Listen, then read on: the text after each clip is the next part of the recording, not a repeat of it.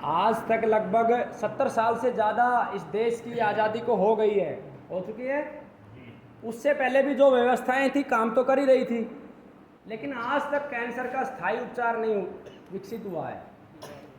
मैं भी सभी रोगियों को नहीं बचा पाता हूँ, मुझे दवा देते हुए भी बड़ी पीड़ा होती है, क्योंकि जो ठीक हो जाते हैं वो खुशी ज़रूर देते हैं, लेकिन जो ठीक नहीं होते वो मस्तिष्क से बाहर नहीं निकल पाते। तो मैंने खूब चिंतन इस विषय पे किया, मैं खूब वैद्यों के पास गया हूँ। मुझे किसी ने अगर ये बताया कि इस वैद्य ने एक कैंसर रोगी ठीक किया है तो मैं उसके पास ज़रूर गया हूँ। और आज तक अगर कैंसर का या अन्य किसी बीमारी का उपचार नहीं निकल पाया तो उसका सबसे बड़ा कारण है आप लोग। जितने भी देश में कैंसर रोगी हैं वो उसके सबसे बड़े कारण हैं, उसके परिवार के सदस्य सबसे बड़े कारण हैं, जितने लोग बीमार हैं वो सबसे बड़े कारण हैं। और दूसरा सबसे बड़े कारण है पिछले 70 वर्षों में जितने भी लोगों ने चिकित्साएं करी, वो उसका दूसरा बड़ा कारण है। बहुत अच्छे लोग भी होंगे, ईश्वर मुझे माफ़ करे, लेकिन मैं इसे सेग्रीगेट कैसे करूं। आप अगर उठ जाओ तो निश्चित रूप से कैंसर का इलाज आ सकता है। आज तक कैंसर का इलाज क्यों नहीं आया? सिर्फ इसलिए नहीं आया कि जितने भी चिकित्सक हैं, भले ही वो आयुर्वेद का हो या नेचुरोपैथी का हो या एलोपैथी का हो या होम्योपैथी का हो, पूरे विश्व में जितनी भी पैथियां हैं, चिकित्सक का पहला ध्यान इस बात पर है कि एक हॉस्पिटल से 2 कैसे करूं, एक मंजिला से 2 मंजिला कैसे करूं, रोगियों की संख्या कैसे बढ़ाऊं। और ये ध्यान क्यों है? इसका दोषी कौन है? आप सब दोषी हो, आप सभी लोग दोषी हो। क्यों दोषी हो? जब आप ऐसी किसी बीमारी की दवा लेने जाओ जो वास्तव में जानलेवा है। वैसे तो हर बीमारी के रूप में सवाल उठने चाहिए, सत्य को जानना मनुष्य का मूल कर्तव्य है। तो पहला प्रश्न आपका ये उठना चाहिए कि आपने कितने कैंसर रोगी ठीक किए। आपको बहुत सारे चीज़ें बोलेंगे, डाटा नहीं है, ठीक है जी, आप 6 महीने बाद आएंगे आपके पास, जिस दिन आपके पास डाटा होगा, उससे पहले हम नहीं आएंगे। हमारे YouTube पे कितना झूठ भरा पड़ा है, कितने प्रकार के दावे हैं जो 4 महीने में कैंसर को ठीक कर देते हैं, 4th स्टेज को, कितने प्रकार के दावे हैं। और 12 सालों से वो दावे चल रहे हैं। कितने सालों से? 12 सालों से वो दावे चल रहे हैं, और मुझे आज तक एक रोगी नहीं मिला उस विधि से ठीक हुआ। क्यों चल रहे हैं? क्योंकि आप सब चला रहे हो, आपने सत्य पूछने का साहस ही नहीं किया।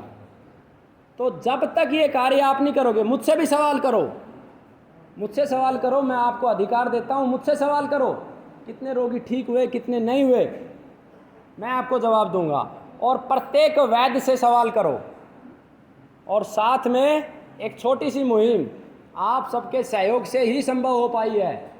आप में से कुछ अच्छे रोगियों ने साथ दिया, और जिनके घरों में मृत्यु हुई उसके बाद भी साथ दिया। जैसे IP जैन जी के घर पे कैंसर से मौत हुई, ऋषि गुरुकुल में दवा लेने के बाद भी मृत्यु हुई। ऐसा नहीं है मैं सबको बचा लेता हूँ, नहीं बचा पाता। तो वहाँ से एक मुहिम शुरू हुई है जो पूरे देश में जाएगी। जब तक मैं जिंदा रहा वो जाएगी, और इच्छा ऐसी भी करता हूँ कि परमात्मा मुझे कम से कम पूरे देश में एक बार अवसर ज़रूर दे, इतना जीवन ज़रूर दे। तो उसका सम्मेलन है 30 नवंबर को, और हरिद्वार में है, कनखल में। आपके आसपास जितने भी वैद्य हैं सबको बोलो कि जाओ भाई उसमें, अगर आपने एक रोगी ठीक किया तो जाओ। वो आपसे बोलेगा मेरे पास टाइम नहीं है, तो आपको ये बोलना है किस चीज़ के लिए आपके पास टाइम है। क्या कैंसर को ठीक करने के लिए टाइम नहीं है? वो ये बोलेगा कि मैं ऑलरेडी ठीक कर रहा हूँ, तो दिखाओ कितने ठीक किए हैं, 10, 20, 30, 40 दिखाओ। और नहीं हुए तो कम से कम ज्ञान प्राप्त करने के लिए तो जाओ। उस सम्मेलन का उद्देश्य ये नहीं है कि रोगियों की संख्या दिखानी है, वो तो सिर्फ एक जरिया बनाया है कि सच्चे को, सच्चाई को सामने लेके आए, अन्यथा कोई जरिया नहीं था। अन्यथा तो इस देश में ये बोल रहे थे 50,000 कैंसर रोगी ठीक कर दिए।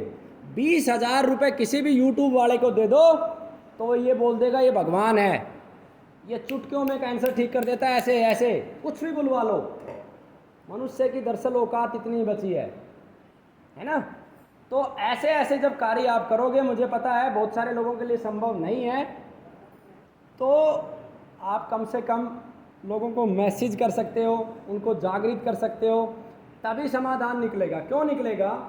जब उनके पास रोगी नहीं जाएंगे, जिन्होंने आंकड़ा नहीं दिखाया, तो वो पहला चिंतन क्या करेंगे कि कम से कम एक रोगी तो ठीक करूं ताकि किसी को दे सकूं नंबर। और उस चिंतन में वो ज्ञान की तरफ दौड़ेगा। तो ठीक तो ज्ञान से ही हो सकता है, पवित्रता से हो सकता है। पवित्रता और ज्ञान के बगैर तो संभव नहीं है। ज्ञान हो सकता है, ज्ञान तो रावण को भी था, लेकिन ज्ञान के साथ पवित्रता बहुत जरूरी है। ज्ञान कम हो लेकिन पवित्रता हो तो भी कार्य चलता है। तो इस प्रकार से सभी वैद्य जब चिंतन करेंगे कि मेरे पास तो रोगी तभी आएगा जब मैं परिणाम दूंगा, मेरे हॉस्पिटल के बड़े होने से, एयर कंडीशन होने से कोई फ़ायदा नहीं हो रहा है, तो सभी लोग इस बात पे चिंतन करेंगे कि रोगी को ठीक कैसे किया जाए। और ये चिंतन मोड़ सकते हो आप लोग, और कोई नहीं मोड़ सकता। तो ये कार्य आप ज़रूर करें।